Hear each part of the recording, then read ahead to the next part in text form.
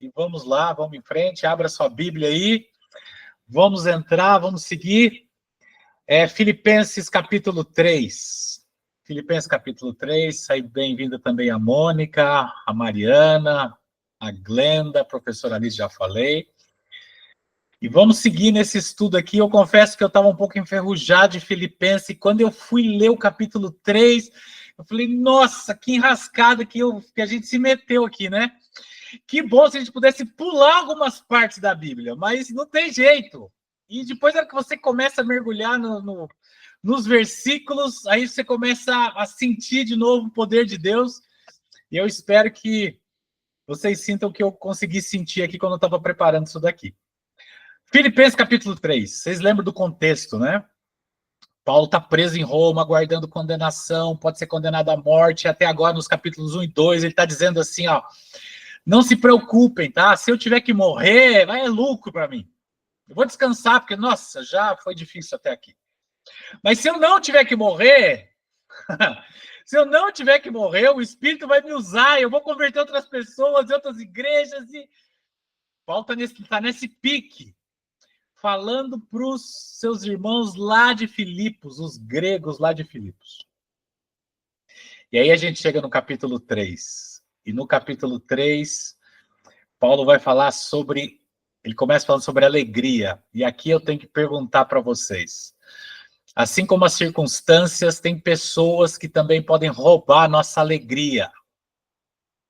E é sobre esse ladrão que Paulo está falando aqui no capítulo 3. O cristianismo, ele dá sentido à vida. Ele nos valoriza, enche o coração de esperança, mesmo nesse mundo caótico que a gente vive. Um dia a gente aceitou Jesus como salvador pessoal. Alguém que pagou a dívida que a gente não tinha como pagar, tirou a nossa culpa, tirou a nossa condenação, ensinou o caminho pelo qual a gente devia caminhar nesse mundo escuro, deu sentido à nossa existência. Depois de tudo isso, por que ainda assim existem cristãos que vivem tristes? Por que o caminho, andar no caminho do Senhor, às vezes parece que é tão pesado? Por que às vezes parece que é um fardo para carregar? E dificilmente alguém, em alguma comunidade cristã, admite isso. Mas por que às vezes a caminhada cristã para alguns parece que é tão pesada? Por que ser cristão parece que virou sinônimo de uma vida chata, sem graça, pesada? Por que tem gente que não sorri? Eu conheci um rapaz que veio de uma igreja que era proibido de sorrir. Que diz que a pessoa que dava gargalhada, que sorria, era frívola. Não é frívola a palavra, é fútil. Esse negócio de sorrir, fútil. Oi, Bruno. Boa noite. Que bom que você está aqui também. Alguns acreditam que para a gente tornar a vida cristã interessante, o certo é colocar mais regras. Outros acreditam que é o contrário, é tirar todas as regras. Uns acreditam que talvez a solução seja oferecer atividades que nada tem de cristãs, para que os seus jovens, os seus membros possam se sentir entretidos ali, possam se sentir, né, felizes ali dentro. Qual é o caminho? Porque o apóstolo Paulo está preso, está prestes a ser condenado à morte, está longe de casa, não tem liberdade, e ele está alegre. Ele começa aqui, olha, Filipenses capítulo 3, verso 1, diz assim: finalmente, meus irmãos, alegrem-se no Senhor. Finalmente, não porque ele está terminando a sua carta, porque ainda tem coisa aqui para acontecer, a gente vai estudar aqui nos últimos 2 capítulos, mas porque ele está mudando de sessão, ele está começando uma sessão nova. Até então ele estava falando meio que dele, né? E ele fala assim, olha, alegre, meus irmãos, o alvo são os irmãos dele lá de Filipos, os cristãos lá de Filipos, e ele fala assim, alegrem-se no Senhor. Tem algumas versões, talvez a sua versão fale isso, diz assim, regozijem-se no Senhor. Sejam alegres. Porque a vida de alguém que está cheio do Espírito Santo é uma vida alegre. Pessoas que estão sempre de mau humor, carrancudas, grosseiras, brigadas com o mundo e ao mesmo tempo se dizem cristãs, claramente têm algum problema. Eu lembro de uma época que ser sério, bravo, era sinônimo de santidade. Tanto que não sei se isso tem alguma coisa a ver, mas os mais antigos, vocês lembram daquelas fotos preto e branco, né? Bem antigas, o pessoal tá sempre sério nas fotos, ninguém sorria nas fotos. Parece que sorrir era um negócio que te diminuía. Mas se a gente foi resgatado por Cristo, se a gente vive os valores do reino hoje, se a gente está guardando a implantação real, a implantação literal do reino de Cristo nessa terra, como é que a gente pode ser triste? E aqui tem algo que eu quero passar rapidamente, mas eu acho muito importante. Ser alegre não significa que a tristeza não nos alcançará. Que os problemas não nos afetarão. Que em vários momentos estaremos de lutos, preocupados, decepcionados com outras pessoas, e até conosco mesmo, e às vezes até com Deus. Mas ainda assim, nesses momentos que a gente estiver passando por esses vales, tem algo que só quem está em Cristo pode sentir, que é essa alegria produzida pelo Espírito Santo. Ainda que a gente esteja passando pelo vale da sombra da morte, a Amanda está falando do estudo de Salmos, ainda que eu esteja passando pelo vale da sombra da morte, a certeza de que Ele está comigo me alegra. A esperança da ressurreição nos alegra em meio às lágrimas do luto. Eu posso estar enlutado por alguém, com o coração estilhaçado, mas eu não desisto, eu sigo, porque tem uma alegria dentro de mim que só o Espírito pode produzir. A alegria não é algo circunstancial, não é algo afetado pelas circunstâncias da vida. A alegria é algo que nós somos, é quem nós somos. A alegria faz parte do fruto do Espírito, de Gálatas 5:22. Ela não depende dos fatores externos. Mesmo quando eu estou triste, mesmo quando eu estou decepcionado, tem algo que continua me movendo. Porque tem uma alegria dentro de mim que mistura com esperança, e mesmo que eu esteja triste, eu continuo andando. Porque eu sei que eu estou em Jesus Cristo. Eu sei que ele sofreu mais do que eu. Eu sei que ele foi além por minha causa. E sem Cristo, o que sobra de nós, gente? O que sobra? O que sobra de alguém que não tem Jesus Cristo? 60, 70 anos de vida e acabou? Acabou?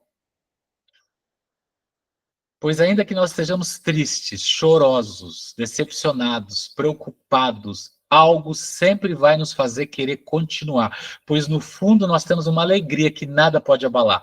E eu gostaria de ler com vocês 2 Coríntios capítulo 4, verso 7 em diante. A partir do verso 7, anotem na sua Bíblia. Se você gosta de rabiscar sua Bíblia, de marcar, esse é um ótimo verso aí para te animar nos momentos difíceis. 2 Coríntios, capítulo 4, a partir do verso 7, é o apóstolo Paulo que escreve isso. E ele escreve da seguinte forma: mas temos esse tesouro em vasos de barro. Tesouro em vasos de barro. Nós somos os vasos de barro, frágeis. Mas dentro de nós, apesar de ser quem nós somos, tem um tesouro para mostrar que esse poder que a tudo excede provém de Deus e não de nós.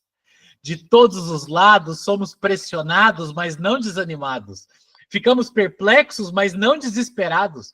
Somos perseguidos, mas não abandonados. Abatidos, mas não destruídos.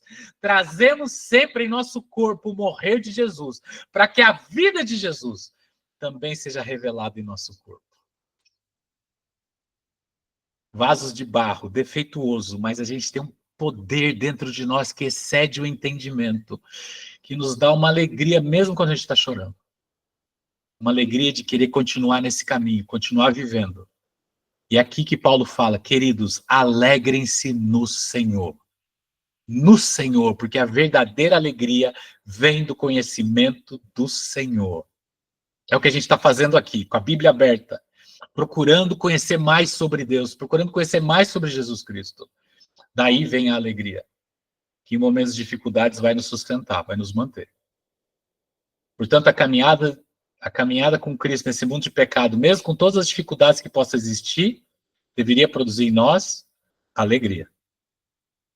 Mas essa é a teoria. E na prática? Eu queria deixar já uma pergunta de cara aí para vocês começar a borbulhar a mente de vocês aí.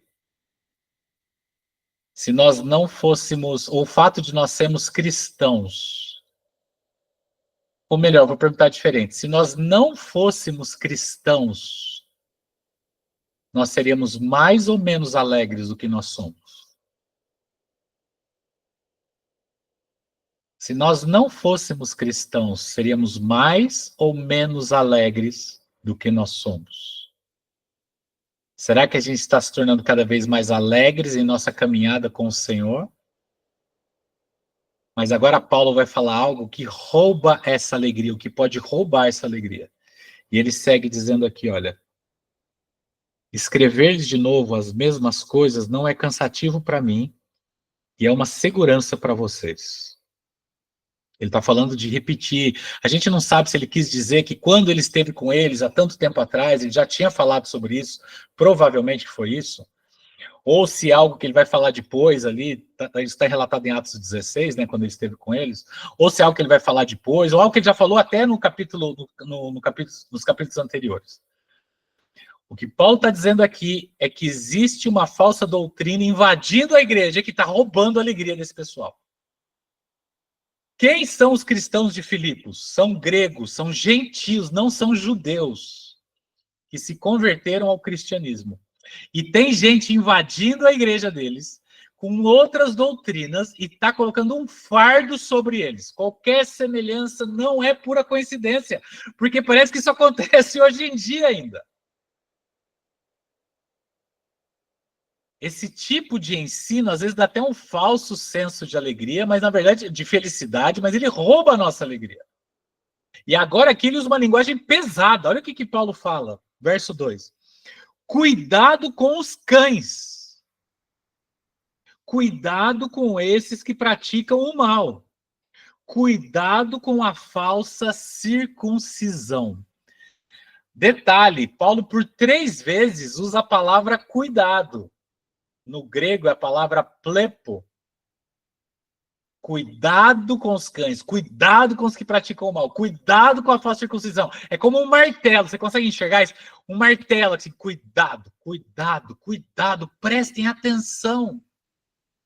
Prestem atenção. E por que ele chama de cães? Aqui tem um detalhe. Os judeus chamavam os gentios de cães. Quem são os gentios? Gentio é todo mundo que não é judeu. Todo mundo que não é judeu é gentio. Os judeus chamavam os gentios de cães, por algumas razões. Preconceito, obviamente, mas assim, eles acreditavam, como o judeu tem um regime alimentar muito estrito, e o gentio comia de tudo, como os cães que comem de tudo, então você é cão. O judeu tinha uma moral mais resguardada, o gentio se pegava na rua, pegava as mulheres, às vezes até entre eles lá, enfim. Então, para o judeu, o gentio era cão. Era um cachorro de rua. E agora Paulo chama esses judeus que chamam os gentios de cães. Aqueles que xingavam agora são xingados. Aqueles que rotulavam agora são rotulados. Paulo está dizendo o seguinte: você que chama eles de cães, na verdade, vocês é que são os cães. E qual que é a história aqui? Qual que é o grande problema? O cristianismo, ele nasce de dentro do judaísmo. Jesus era judeu. E há uma mistura aqui. E aí, quando eles começam a pregar ali em Samaria, quando começa a sair de Jerusalém, começa a pregar em Samaria, como em Samaria, apesar de samaritanos também, os judeus não curtirem muito, mas eles tinham uma raiz judaica, então tá tudo bem. Mas o evangelho começa a avançar para fora dos limites de Israel e começa a alcançar outros. A mulher cirofinícia de Jesus, a gente lembra da história, mas começa a alcançar os romanos, os gregos. E aí, alguns judeus cristãos, que haviam se convertido ao cristianismo, resolvem que não é legal alguém se tornar cristão sem se tornar judeu primeiro. E começam a sair atrás de Paulo, perseguindo o apóstolo, tentando se infiltrar nas suas igrejas e roubar não só as igrejas, mas também os membros. Houve aí um famoso concílio de Jerusalém, depois se você quiser ler isso daí, lá em Atos capítulo 10, capítulo 11, né? Que eles começam a discutir como é que é essa história. E aí se resolveu nesse concílio de Jerusalém que não era preciso se tornar judeu para se tornar cristão. Não era necessário. Desde que você ficasse dentro dos princípios cristãos, não precisava ser judeu primeiro. Qual era uma das coisas que eles estavam exigindo dos gentios? Que praticassem a circuncisão. Porque eles acreditavam que ninguém poderia ser salvo se não fosse circuncidado. Aí eu pergunto, vocês sabem o que é circuncisão, né, gente? Se vocês não souberem, pergunta para Amanda, ela vai ter o maior prazer de explicar para vocês como que funciona. A circuncisão entre os judeus acontecia quando a criança tinha 8 dias. 8 dias de idade. Eles pegavam lá o pipizinho da criança e cortavam a pelinha. Era um sinal de aliança, tem um monte de significados. Agora você imagina um adulto, um cara de 30, 40 anos, num lugar que não tem anestesia, não tem muitas condições de asepsia, nem sabia o que era isso. Você imagina você chegar pro cara assim, olha, vem aqui para você aceitou Jesus, Jesus morreu por você. Nossa, que mensagem maravilhosa! Jesus pagou o preço. Ah, que legal, quero ser cristão. Tá bom, mas agora a gente tem que circuncidar você. A frio. Ah, os caras não curtiam. Os caras não curtiam. Não tinha como. E esses judeus que se infiltravam eram chamados de judaizantes, porque eles queriam, antes da pessoa se tornar cristã, eles queriam que ela se tornasse judia. E isso começou a roubar a alegria, porque eles chegavam nas igrejas e falavam, você é circuncidado? Não, então você está perdido. Mas eu aceitei Cristo. Não, mas se você não pratica isso, você está perdido. E aí o cara ficava com aquela consciência pesada. E eles ficavam jogando uma carga em cima das pessoas. E aqui a gente tem que entender que nós somos salvos pela graça mediante a fé. Apenas pela graça. Ninguém será salvo por praticar boas obras. Paulo aqui usa uma expressão, quando ele fala da falsa circuncisão, ele usa a palavra mutilação, porque ele diz que a circuncisão, se não for no coração, ela não passa de uma mutilação. Isso dá para a gente pensar em tanta coisa. Em tanta coisa. Olha o verso 3 que ele diz. Pois nós é que... É legal porque ele se coloca no mesmo nível dos filipenses, né? E Paulo é judeu. Mas ele coloca-se no nível dos gregos lá, dos gentios. Pois nós é que somos circuncisão. Não falsa circuncisão. Nós é que somos circuncisão verdadeira. Nós que adoramos pelo Espírito de Deus, que nos gloriamos em Cristo Jesus e não temos confiança alguma na carne. Nós é que somos a verdadeira circuncisão. Porque anota isso, qualquer prática religiosa sem Cristo é inútil e desnecessária. E eu vou repetir isso daqui. Qualquer prática cristã, qualquer prática religiosa sem Cristo é inútil e desnecessária. A circuncisão, o batismo, a ceia, o dízimo, ou qualquer outra prática religiosa. Se você acha que isso é que vai fazer Deus amar mais você, se alguém acha que é isso que vai fazer a pessoa ser salva, infelizmente, não tem valor nenhum. Não serve para nada. Teve uma senhorinha uma vez que saiu de uma igreja e ela falou assim para o pastor, olha pastor, eu vou explicar para o senhor como é que é o negócio de fé e obras. A gente é como se estivesse indo para o céu num barco a remo. E a fé é um remo. E as obras são outro remo. E aí, para a gente conseguir chegar no céu, a gente precisa remar os dois ao mesmo tempo. Porque se a gente remar só um, se remar só a fé, ou se remar só as obras, o barco começa a girar em círculos. Aí o pastor, com muita sabedoria, virou para ela e falou assim, irmã, é lindo seu pensamento, só que só tem um problema. A gente não está indo para o céu num barco a remo. Porque a única obra que importa no cristianismo é a obra de Cristo Jesus. Todas as outras obras. Eu gostei muito de uma frase que diz assim, as boas obras justificam a pessoa. Ou melhor, justificam a fé. Mas quem justifica a pessoa é Jesus Cristo. As boas obras justificam a nossa fé. Mas quem justifica a pessoa é Jesus Cristo. Ele diz assim, nós adoramos a Deus no Espírito, porque não depende da gente. A gente se gloria em Cristo Jesus, porque é a obra dele que importa. E a gente não confia na carne, porque isso aqui é vaso de barro. Não dá para a gente confiar. O andar com Cristo é estar cheio do Espírito. E quando a gente está cheio do Espírito, a gente reconhece a nossa real condição e a nossa necessidade de arrependimento, mudar de vida, passar a viver uma vida de santificação, que a gente já estudou aqui. Santificação não é viver sem pecado, que a gente não consegue, mas é viver para acertar, é tentar não errar. A gente vive para acertar, mesmo que a gente erre de vez em quando. A gente vive para acertar. Mas no cristianismo só há uma boa obra que pode levar o pecador para o céu. A obra que Cristo consumou na cruz do Calvário. Não deixe que falsos ensinos roubem a alegria de viver em Cristo. Não deixe. A gente tem que ser cristãos alegres, podemos ser alegres, e para isso a gente tem que conhecer o Senhor a quem nós adoramos. Mesmo nos momentos de escuridão e tristeza, essa alegria vai nos manter em pé. E essa alegria vai contagiar outras pessoas. E Deus vai usar essa alegria para abençoar a vida de outras pessoas. Para atrair outras pessoas para a mensagem também. Porque elas vão querer participar, elas vão querer ter essa alegria também, porque a vida delas também é complicada como a sua e como a minha.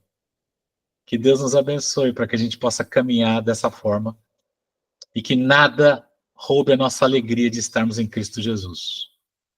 Deus abençoe a todos nós. Amanda, é com você. E aí, gente, agora é o nosso momento da gente partilhar, né, sobre o que a gente tem para trocar aqui entre a gente.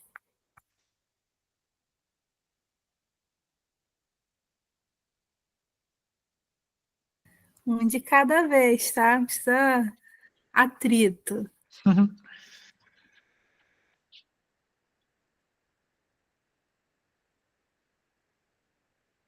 Pode falar, Marina. Mariana.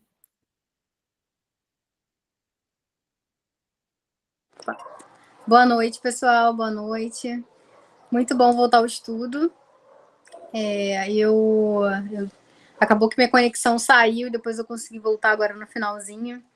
Mas eu estava prestando atenção no estudo, né? E eu estava pensando assim, sabe, gente? O que faz a gente sobreviver mesmo em um mundo de caos é exatamente isso que o Wesley disse.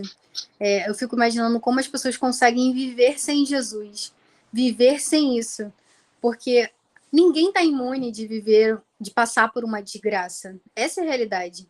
Um dia ou outro, a desgraça sempre vai bater na porta da gente, sempre. Mas como sobreviver a isso, né? Como sobreviver sem achar que o mundo vai simplesmente acabar? Eu recentemente passei por uns episódios bem difíceis assim na minha vida, e eu só sabia orar os Salmos 22, né? Que ele fala como se Deus estivesse desamparando, né, o salmista em algum momento.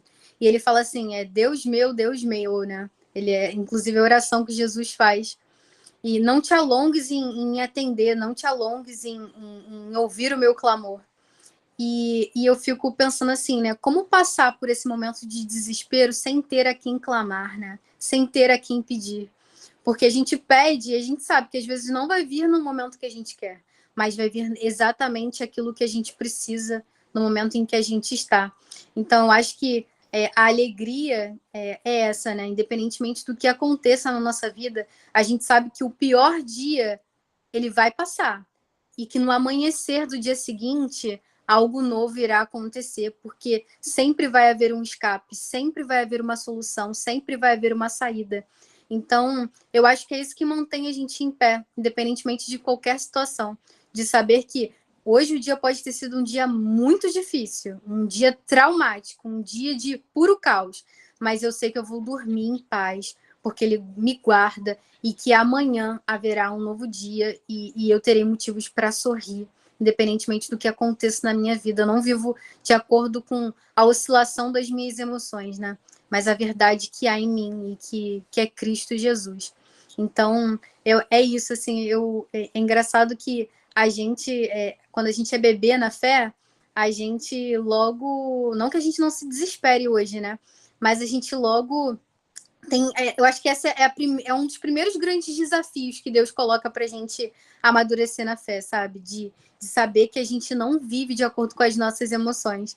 Então, ele permite, sim, que provações venham, mas não para nos destruir, mas para no momento de dor, no momento do caos, ter um encontro real conosco. E como um amigo meu disse ontem, né? Às vezes é no momento da dor que a gente cruza a linha entre a expectativa e vai para a fé verdadeira. Então, é isso, né? A alegria, gente. A alegria verdadeira que vem do Senhor e que tudo pode passar, tudo pode acabar, mas sempre teremos um motivo para sorrir, porque o maior privilégio ele já nos deu, né? Que foi a vida. Muito obrigada, Wesley. Obrigada demais. Mariane, é tão legal isso, porque é exatamente o que você está dizendo. A prática religiosa nossa tem que nos levar a ter essa atitude de vida. Por que eu canto? Por que eu tenho um cântico no coração? Por que eu oro? Por que eu vou à igreja? Para que nesses momentos de dificuldade a vida tenha algum sentido ainda. Para que eu possa sorrir mesmo que o mundo esteja desabando em volta de mim. Mesmo que eu esteja chorando, mas eu estou com o coração cheio de esperança. Se a nossa prática religiosa não nos conduz a um estilo de vida dessa forma, a gente está no caminho errado. Porque a vida com Cristo é uma vida de verdade. Não é uma vida de uma vez por semana, de 1 ou 2 horas por semana que a gente passa em alguma comunidade religiosa. Que a gente possa viver e ensinar isso para as pessoas também, né? Bem legal. Obrigado, viu? Eu queria contribuir com a fala da Mariana, porque eu lembrei de um podcast que eu comecei a assistir hoje e eu ainda não terminei. A moça que estava sendo entrevistada, ela relatava que quando o John Piper, não sei se vocês conhecem ele, a esposa dele faleceu. E aí, ele é de uma igreja que vive muitas experiências assim de cura e tudo. E aí ele viveu o fato da esposa dele não ser curada aqui na Terra, né? Viver a cura completa lá com Cristo. E ele, na semana que a esposa dele faleceu, ele pregou. E essa moça que estava sendo entrevistada, ela partilhou que ela ficou muito curiosa em saber o que ele diria. Porque se fosse com ela teria se retirado, sabe? Se recolhido para viver esse tempo e tal. E uma coisa que ele falou nessa pregação da semana que a esposa dele faleceu foi dizer que só aqui na Terra nós vamos ter a oportunidade de adorar a Deus em meio à dor. Eu achei isso muito forte, assim, muito profundo, porque quando a gente for para o céu não vai ter mais, né? Não vai ter mais. E aí eu lembro daquele versículo, não sei se é versículo bíblico, ajuda aí, universitários, mas eu já ouvi falar assim, né, que como se quando a gente chegasse lá no céu, Jesus falasse assim, acabou, não vai ter mais dor, não vai ter mais nada de ruim, e aí eu fico imaginando assim essa cena, né, porque o mundo tá tão caos, esses dias agora eu vi uma garotinha que ela tem uma doença muito rara, e estão fazendo uma vaquinha para ela e tudo. E é uma coisa que causa muita dor nela, né? E ela é criança, então eu fico pensando assim, gente, às vezes a gente que é adulto ficar doente já é ruim. Agora uma criança, né? Tipo, fiquei assim bem reflexiva, né? E teve um caso de uma criança que eu acompanhei que ela estava com câncer, que ela faleceu. E aí teve até um artista que desenha, né? E mostrava assim ela chegando no céu e tal, e aí Jesus falando isso, né? Aqui não vai ter mais dor, né? E até mesmo ela em vida, assim, ela falando, sabe? Tipo, mesmo ela pequena, na maturidade dela, ela sabia, né, que falava, ela, tipo, como se ela tivesse tido uma conversa com a mãe dela antes de partir, né? Mamãe, não fica triste, porque lá com Deus eu não vou mais sentir dor, então vai ser bom. E aí eu refleti, assim, sobre momentos difíceis na minha vida, e realmente foi o que colocaram aqui, né? Sem esperanças, né? Eu moro no Rio e assim para mim não foram dias muito felizes quando teve muita movimentação aqui no Rio, né? A show que teve e tal. E eu ficava olhando assim aquele mar de gente, eu falei, gente, eu ficava olhando assim, eu imaginando, né? Eu falei, como é triste. Colocaram aqui sem esperança, né? Mas eu fiquei pensando na palavra tristeza. Como é triste viver uma vida sem Jesus, sem sentido, sem propósito, uma alegria falsa. Eu vi um vídeo comentando sobre o show e aí a pastora dizia bem assim: sentiu uma euforia no show, mas quando a luz apagou, sentiu um vazio profundo. E o ser humano tem de querer preencher, preencher, preencher. Pode até achar que está preenchendo, mas é como o pessoal fala, o vazio que o ser humano sente é do tamanho exato de Jesus. E aí só Jesus vai preencher. E aí até a pessoa se permitir viver esse processo, essa descoberta, né? Tipo assim, peraí, quebra-cabeça aqui, a peça que estava faltando era Jesus. E não tem só esse time não, tá? Tem o time que tem consciência, que sabe, mas mesmo assim ainda não quer. E aí eu até me espantei quando eu conheci uma pessoa que já tinha sido, né, temente a Deus e tudo, e decidiu se afastar dos caminhos do Senhor e chegar a dizer, a falar, sabe, mesmo assim, eu sei, mas eu que não quero. Eu fiquei num temor pela pessoa. Eu fiquei assim, meu Deus, para tudo na vida tem a primeira vez. Conheci uma pessoa assim, não sabia que existia. Acho que me espantei mais do que se eu tivesse. A gente sabe que não existe ET, né? Mas, assim, se eu visse um ET, eu falei, gente, eu não tô acreditando. Como assim? Como assim? Não. Tem uma coisa muito, muito errada, porque não tem como. Para mim é realmente assim, para mim, Amanda, é uma decisão sem volta. Não, não existe, não tem um plano B. Eu estava até conversando esses dias agora com uma amiga minha que eu faço parte do Ministério de Intercessão. E ela foi convidada a liderar o Ministério de Intercessão numa igreja filha. E eu olhei para ela e falei assim: você sabe que você vai estar no meu caderninho, né? Ali, na pauta firme e forte, porque você fazer parte é uma coisa, você liderar é um negócio mais punk. E ela relatando já as experiências que ela estava tendo, e eu ficava assim, meu Deus, é realmente assim, pela graça, pela misericórdia do Senhor. Esses dias agora até estavam me perguntaram no meu grupo de Semana da Célula, uns dias atrás aí, falaram assim, por que que você serve por que que você serve na igreja? E aí eu peguei e falei assim, por obediência. Porque por vontade mesmo, a gente quer estar dormindo, a gente quer estar no Instagram, a gente quer estar com outras coisas. Eu sou bem franca, assim, bem sincera mesmo, não tem enrolação, não. Às vezes está chovendo, agora aqui no Rio, tá com... Gente, para quem mora em São Paulo, eu sei que não é frio, eu sei. Mas defenda-me aí, Mariana. Não tá chegando um friozinho aqui para os carioca? Eu fico, gente, tá chovendo, tá frio, tá domingo de manhã, eu podia estar fazendo várias coisas, mas eu tô lá, acordando, me arrumando e indo para a igreja. E é uma coisa assim tão já que faz parte de mim, que eu acho até estranho, gente, quando eu tô domingo de manhã em casa. Até o meu marido estranha. Ele já pergunta logo assim, tu tá doente? Tu tá precisando ir no hospital? Tu tá bem? Porque, cara, domingo de manhã, a Amanda tá onde? A Amanda tá na igreja. E aí, eu falei sobre várias coisas, né?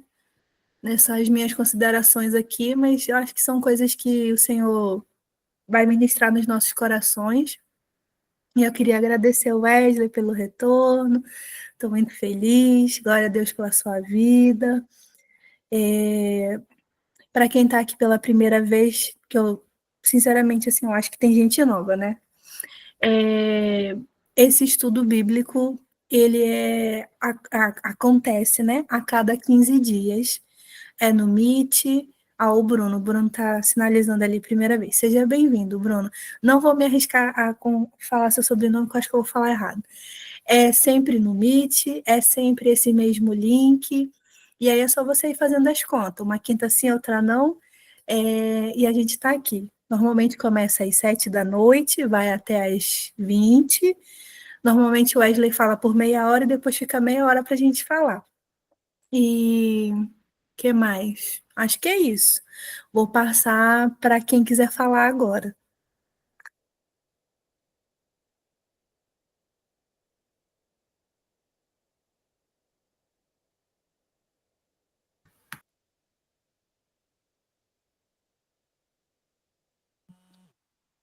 Tá todo mundo quieto hoje, tá todo mundo tímido. Tô sentindo que o povo tá tímido hoje. Karina abriu a câmera para falar alguma coisa. Vai, Karina. Karina tá com cara que quer falar. Boa noite, gente. Estou muito feliz com o retorno do estudo e de estar vendo vocês novamente. Eu queria falar, eu gosto muito de Filipenses, né? Estou feliz também que é esse livro que nós estamos estudando. E eu gosto dessa ideia, dessa lembrança da gente ter alegria como um exercício da fé mesmo, de que a gente tem. Nós temos confiança em Deus e de que Ele quer o melhor para nós e Ele tem sempre o melhor para nós. Então, mesmo, e Ele já diz, né? Nós sabemos que sempre vamos ter tribulações e as circunstâncias não vão estar sempre a nosso favor. E o próprio Jesus, no seu período, quando viveu, veio ao mundo e passou diversas tribulações e períodos de dificuldade. E ainda assim, ele se manteve firme na fé e sempre na lembrança da palavra. Então, eu tenho para mim, e eu até coloquei como um objetivo mesmo desse meu ano, sabe? Quando a gente faz os objetivos do início do ano, um dos meus objetivos esse ano era viver com alegria, porque eu acho que a gente, às vezes, se abala muito rápido com as coisas, e eu acho que esse abalo também desses fatores é esse esquecimento de que Deus tem o melhor para nós, sabe? Então, eu coloquei como um compromisso mesmo de ter sempre estar sempre relembrando que Deus quer o melhor para mim, que Ele tem o melhor para mim. Então, mesmo que uma circunstância não ocorra da forma que eu imaginei ou que eu esperava, eu vou me manter com alegria e confiança, com fé naquilo que Deus tem para mim. Né? Então, é isso que eu tinha para falar. Muito obrigada, gente.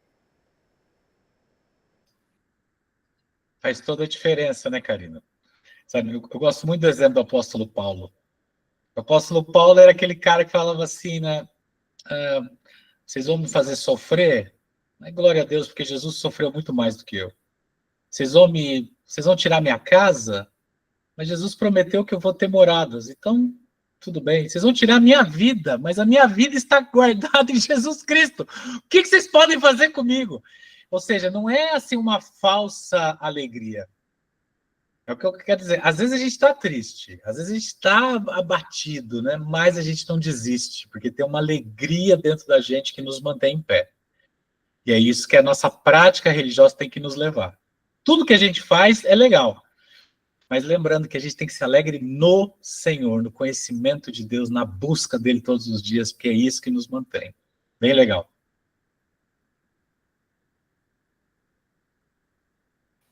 Mais alguém quer falar alguma coisa? Fale agora. O cálice para sempre. No caso, o cálice para sempre no próximo estudo, né? É daqui 15 dias, né? Então, gente, vamos orar. Vamos orar. Eu vou orar aqui o que eu anotei, baseado no que o Wesley compartilhou. Jesus, nós queremos te dar graça nessa noite, te agradecer pelo retorno do estudo, te agradecer porque podemos estar aqui em comunhão com os nossos irmãos em Cristo, que o Senhor possa ministrar nos nossos corações o que foi partilhado aqui. Obrigado pela tua palavra, pelos ensinamentos, pela vida do Wesley, Senhor. Nós somos gratos, nós somos felizes pela vida dele, por ele se dispor a compartilhar da tua palavra conosco. Sabemos que ele tem sido um instrumento muito poderoso para as nossas vidas, Pai.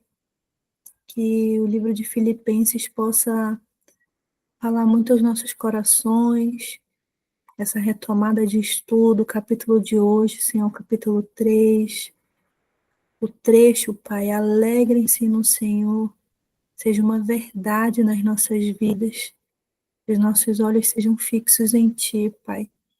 Apesar das circunstâncias, dos problemas, é o que nós queremos te pedir, Senhor. Te agradecer também porque o Senhor está conosco, e o Senhor estando conosco é tudo que a gente precisa, Senhor. Que o Espírito Santo de Deus, ele possa trazer isso à nossa memória. Quero pedir ao Senhor também para que o Espírito Santo de Deus tenha liberdade em ministrar e as reflexões que a gente vai fazer hoje, os próximos dias, quem for assistir essa gravação. Pai, que a alegria que vem do Senhor, que a gente sabe que é uma alegria verdadeira, é uma alegria genuína, é uma alegria que nos ajuda realmente a viver um dia de cada vez. Não é ser indiferente com as circunstâncias, mas é realmente ficar firme na rocha que é o Senhor. Que a gente possa, através da Tua palavra, Senhor, ser curado para curar, ser liberto para libertar, ter experiências contigo, Senhor, experiências profundas, experiências que venham fazer a diferença na nossa vida, na nossa caminhada, que a gente não seja mais os mesmos, que o Senhor possa tomar o controle e a gente tenha maturidade espiritual para não querer pegar esse controle de volta, porque a tua vontade ela é boa, ela é perfeita, ela é agradável, e o Senhor sabe o melhor caminho, a melhor opção, a melhor forma. Oro também para que a gente se permita, Senhor, ser instrumento teu aqui, para a gente partilhar da palavra. Peço para que o Senhor nos fortaleça, Senhor. Fortaleça no nosso espírito, no nosso íntimo. Guarde a nossa mente, o nosso coração no Senhor. Que a gente possa viver dias alegres. Quero profetizar isso sobre as nossas vidas. Chamar a existência realmente assim no mundo espiritual. Dias alegres, Senhor. Nós pedimos isso ao Senhor. Peço que o Senhor possa proteger e guardar o Wesley, sua família, seus filhos, seu casamento com a sua esposa, Pai. Muito obrigado pela vida dele, Senhor. Que o Senhor possa alegrar ao coração do Wesley, possa surpreender ele nos dias que estão por vir, e que cada um de nós aqui possa testemunhar dessa oração, desse pedido que a gente está apresentando ao Senhor, da gente ter vivido nos dias que estão por vir, ter vivido experiências sobre o que foi ministrado hoje aqui, Senhor. Muito obrigada, Jesus. Amém. Deus abençoe vocês, gente. Até o próximo encontro. Parabéns, Carol. Vamos lá para casa da Carol agora, gente. Gente, para quem vai ter bolo lá, vai ter hoje bolo. É aniversário da Carol. Obrigado, Mariana. Prazer é meu, viu? Vocês são muito generosos comigo. Eu me sinto abençoado estar com vocês. Eu que agradeço. Tchau, gente. Tudo de bom. Tchau, tchau. Parabéns para você, Carol.